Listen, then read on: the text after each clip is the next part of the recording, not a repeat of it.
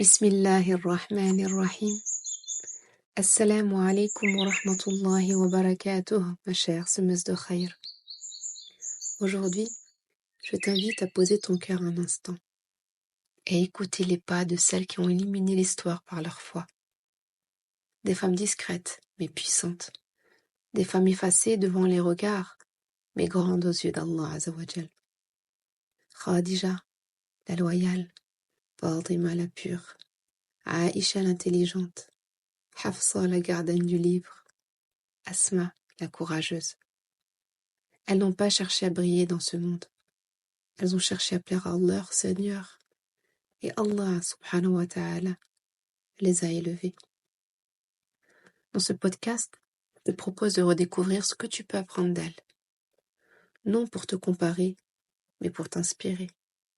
Non pour t'imposer, mais pour t'élever.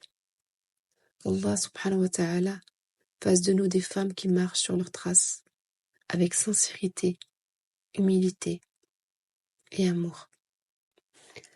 La femme musulmane, quand c'est elle qu'elle marche sur le bon chemin dans sa quête pour être un modèle pour les autres. La femme n'est pas différente de l'homme, disons plutôt l'être humain. Mais concentrons-nous sur la femme. Une femme sait qu'elle suit la bonne voie lorsque son objectif principal est la satisfaction d'Allah. Si une personne, homme ou femme, met la satisfaction d'Allah comme priorité absolue, alors toutes ses actions seront conformes à ce qui le satisfait, subhanahu wa ta'ala. Bien sûr, nous ne sommes pas des anges marchant sur terre. Mais lorsque le but est clair, être un modèle devient naturel, sans qu'elle cherche à l'être délibérément. D'ailleurs, être un modèle ne signifie pas forcément être une femme célèbre ou un homme influent. Une mère avec ses enfants est un modèle. Une enseignante avec ses élèves est un modèle. Une femme dans son travail, surtout si elle occupe un poste de responsabilité, est un modèle. Peu importe où tu te trouves, tu es censé être un modèle. Qu'est-ce que le fait d'être un modèle ? Un modèle est une personne que l'on observe et que beaucoup aimeraient imiter ou surpasser. Mais selon quels critères juge-t-on qu'elle est un modèle ? Par le critère d'Allah ou par les critères humains ? Allah Azawajal nous dit, en vérité, vous avez dans le messager d'Allah un excellent modèle. Pourquoi était-il un modèle ? Parce que sa vie était une application vivante du Coran. Les livres ont été écrits sur lui, sallallahu alayhi wa sallam, et continuent d'être écrits à son sujet. Il était un Coran qui marchait sur terre, nous disait Aïcha radiallahu anha. Une femme modèle est donc celle qui place la satisfaction d'Allah en premier. Ni les gens, ni ses enfants, ni son mari, ni elle-même ne doivent être sa priorité. Son objectif est de satisfaire Allah Azawajal. Si elle satisfait Allah, elle trouvera la paix, même si la vie ne lui donne pas ce qu'elle souhaite. Bien sûr, tout le monde ne la comprendra pas, car satisfaire les gens est une étape impossible. Mais il y aura toujours des personnes qui diront « Regarde cette femme, elle est spéciale. J'aimerais être comme elle. » Et pourquoi est-elle spéciale ? Parce qu'elle est attachée à Allah et acceptée par lui, subhanahu.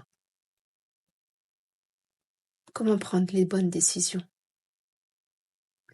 La vie est une suite de décisions et nous devons savoir les prendre correctement. Al-Hassan al-Basri, rahimahullah, disait « Je n'ai jamais regardé avec mes yeux, entendu avec mes oreilles, utilisé mes mains ou marché avec mes pieds sans réfléchir auparavant. » Nous, la plupart du temps, nous nous demandons « Dois-je faire ceci ? Est-ce bien ? Que vont dire les gens ?» Mais lui ne se soucie pas de l'opinion des gens. Sa seule question était « Est-ce une obéissance ou une désobéissance à Allah ?» Si c'était une obéissance, il avançait sans hésitation. Si c'était une désobéissance, il s'arrêtait immédiatement. La prière, le jeûne, l'aumône sont des obéissances. Mais chaque action qui satisfait Allah est aussi une obéissance. Si elle est dans l'obéissance, elle continue sans tenir compte de la difficulté ou des opinions des autres. Mais si elle est dans la désobéissance, elle recule immédiatement. Le modèle n'est pas un objectif, mais une conséquence. Personne ne doit chercher activement à être un modèle. Si Allah ne te destine pas à être un modèle, tu ne le seras jamais. Le modèle est celui qu'Allah choisit et utilise pour inspirer les autres. C'est pourquoi nous devons demander, en invoquant Allah Azawajal, Ya Allah, utilise-moi pour tes causes et ne me remplace pas. L'importance d'être un bon modèle. Une bonne conduite a des conséquences. Celui qui instaure une bonne tradition aura la récompense de ceux qui la suivent jusqu'au jour du jugement. De la même manière, celui qui instaure une mauvaise tradition portera le fardeau de ceux qui l'imitent. Une femme pieuse inspire les autres par sa conduite. Par exemple, une jeune fille peut observer une femme pieuse et dire « je veux être comme elle ». Et ainsi cette femme reçoit la récompense de chaque personne qui l'imite. Mais attention, à l'effet inverse. Si une personne est un mauvais modèle et que les gens suivent ses erreurs, alors elle portera le poids de leurs péchés. Qu'Allah subhanahu wa ta'ala nous fasse devenir des modèles positifs et nous préserve d'être des modèles mauvais. Les femmes qui ont laissé un impact dans l'histoire sont nombreuses. Certaines étaient des mères, comme la mère de l'imam Ahmed, rahimahullah, la mère de l'imam Al-Shafi'i, rahimahullah, et la mère de l'imam Al-Bukhari, rahimahullah. Elles ont joué un rôle crucial dans l'éducation et la transmission du savoir. Si on prend l'exemple des épouses du prophète sallallahu alayhi wa sallam, chacune d'elles avait une particularité différente des unes et des autres. Par exemple, Aïcha radiallahu anha n'a pas été mère, et beaucoup de femmes oublient ce point. Allah azawajal ne lui a pas accordé d'enfant, et pourtant, c'était la seule des épouses à n'avoir jamais été mariée auparavant, et la plus jeune, et c'était la plus aimée du prophète sallallahu alayhi wa sallam. Subhanallah. Allah l'a utilisée dans le savoir. Elle était faqiha. Elle fut l'exemple parfait de la femme qui plaçait la satisfaction d'Allah au premier plan, même avant son amour pour le prophète sallallahu alayhi wa sallam. Prenons l'histoire bien connue de l'incident du mensonge, le hadith al-Ifk. Si tu lis son récit, tu découvriras comment, dans les moments les plus difficiles, elle resta attachée à son Seigneur. Lorsque l'accusation injuste se répandit, personne ne l'a cru, pas même son mari, le prophète Mohammed sallallahu alayhi wa sallam, ni ses propres parents. Imagine, ton mari, ton père et ta mère doutent de ton innocence. Quel impact cela aura-t-il sur toi? Elle se retrouva isolée, accusée à tort, et pourtant, elle ne dit rien. Le prophète sallallahu alayhi wa sallam vient la voir dans la maison de son père, Abu Bakr, radiallahu anhu, et lui dit « Ya Aïcha, si tu as commis cette faute, demande pardon à Allah, et il te pardonnera. » Imagine le choc.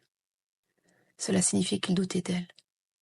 Elle ne répondit pas et dit « Abi, réponds au messager d'Allah. » Son père, Abu Bakr, radiallahu anhu, ne répondit pas. Il n'a pas pris la défense de sa fille. Elle continue et dit « Ummi, réponds au messager d'Allah. » Sa mère, Roumaine, ne répondit pas non plus. Elle était seule, face à cette épreuve, la véridique, fille du véridique et épouse du messager d'Allah sallallahu alayhi wa sallam, complètement abandonnée par ceux qui étaient censés la soutenir. Qu'est-ce qu'elle a fait alors? Elle dit une seule phrase, inspirée du prophète Yusuf alayhi salam, lorsqu'il fut injustement accusé. Elle dit, radiyallahu anha, je ne dirai que ce qu'a dit le père de Youssouf. Et tellement qu'elle était choquée, elle avait même oublié le prénom du père de Youssouf alayhi salam. Une belle patience. C'est Allah dont je sollicite le secours contre ce que vous racontez. Puis elle tourna le dos au prophète sallallahu alayhi wa sallam et à ses parents et se réfugia en Allah azawajal. C'est la force d'une femme liée à son Seigneur. Et après cela, subhanallah, Allah azawajal révéla les versets de la sourate An-Nur qui la disculpèrent et la vers son honneur pour l'éternité. Lorsque le prophète sallallahu alayhi wa sallam vient lui annoncer la révélation divine qui prouvait son innocence, sa mère lui dit « Réjouis-toi, Allah t'a innocenté. » Subhanallah al-azim. Aïcha radiallahu anha n'aurait jamais pensé que son innocence viendrait d'Allah. Et tout naturellement, sa mère lui dit « Va remercier le messager d'Allah. » Mais qu'a-t-elle répondu? Une femme exemplaire attachée à Allah Azza wa Jal. Non, je ne remercierai que celui qui m'a innocenté. Elle remercie Allah subhanahu wa ta'ala. Regarde cette connexion avec Allah Azza wa Jal. Cette histoire nous enseigne que même dans les pires épreuves, celui qui s'attache à son Seigneur ne sera jamais abandonné. Si l'on regarde l'histoire des femmes musulmanes, chaque femme avait une particularité unique qui la rendait inspirante. Parmi les épouses du prophète sallallahu alayhi wa sallam, Aïcha radiallahu anha était une érudite et elle a enseigné la religion à des milliers de personnes. Khadija radiallahu anha était une femme d'affaires. Elle était le premier soutien du prophète sallallahu alayhi wa sallam. Safiya radiallahu anha était sage et perspicace. Salama radiallahu anha, grâce à sa sagesse, elle sauva la communauté après le traité de Al-Hudaybiyah. Et toi, ma chère semeuse de khayr, quelle femme es-tu? Es-tu celle qui enseigne avec passion comme Aïcha? Es-tu celle qui soutient et construit comme Khadija? Es-tu celle qui conseille avec sagesse comme Sulama? Il ne s'agit pas d'être célèbre ou reconnu, mais de se connecter à Allah subhanahu wa ta'ala et d'agir avec sincérité. Chaque femme peut s'identifier à l'une de ces figures selon sa propre personnalité et vocation. Chaque femme est unique dans son influence. Le prophète sallallahu alayhi wa sallam nous enseigne: celui qui instaure une bonne tradition aura la récompense de ceux qui la suivent jusqu'au jour du jugement. Chaque femme qui fait un bien, même petit, laisse une empreinte. Prenons l'exemple de la mère de l'imam al-Bukhari rahimahullah. Elle n'était pas connue publiquement, mais elle éleva son fils avec amour et piété. Et grâce à son éducation, il est devenu un des plus grands savants du hadith. Aujourd'hui, nous lisons ses enseignements. Nous en tirons des leçons sans même connaître le nom de sa mère.